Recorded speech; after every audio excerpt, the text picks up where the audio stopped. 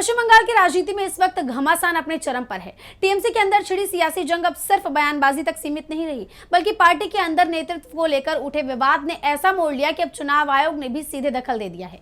एक तरफ पूर्व मुख्यमंत्री ममता बनर्जी का नेतृत्व वाला गुट है, तो दूसरी तरफ विधायक ऋतुव्रत बनर्जी के नेतृत्व में बागी गुट खुद को असली टीएमसी बता रहे हैं। तो क्या है पूरा मामला, देखिए इस रिपोर्ट में। पश्चिम बंगाल में टीएमसी के अंदर मचा सियासी तूफान लगातार गहराता जा रहा है। पार्टी के अंदर नेतृत्व और संगठन पर अधिकार को लेकर दोनों गुट आमने सामने हैं।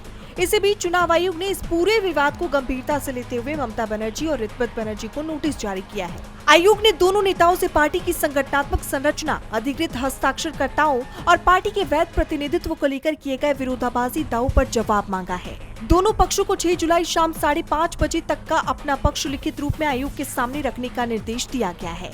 दरअसल ये विवाद तब और गहरा हो गया जब टीएमसी के बागी गुट ने चुनाव आयोग से मुलाकात कर खुद को पार्टी का असली प्रतिनिधि बताया। बागी गुट का दावा है कि पार्टी के 2/3 संगठन का समर्थन उनके साथ है और इसलिए वही वास्तविक टीएमसी है।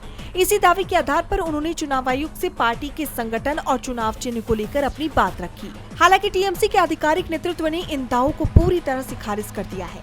पार्टी सांसद सौगत राय ने बागी गुट की विश्वसनीयता पर सवाल उठाते हुए कहा कि ऋतुव्रत बनर्जी को पहले ही पार्टी से निष्कासित किया जा चुका है। ऐसे में उन्हें पार्टी का प्रतिनिधित्व करने का कोई अधिकार नहीं है। जब संबंधित नेता पार्टी का हिस्सा ही नहीं है तो चुनाव आयोग ने उनसे अलग बैठक क्यों की।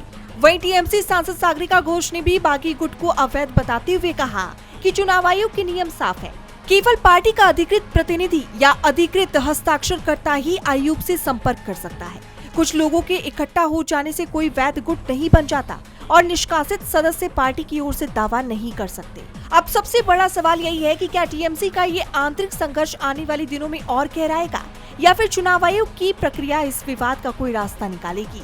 डीबी लाइव पश्चिम बंगाल की रिपोर्ट।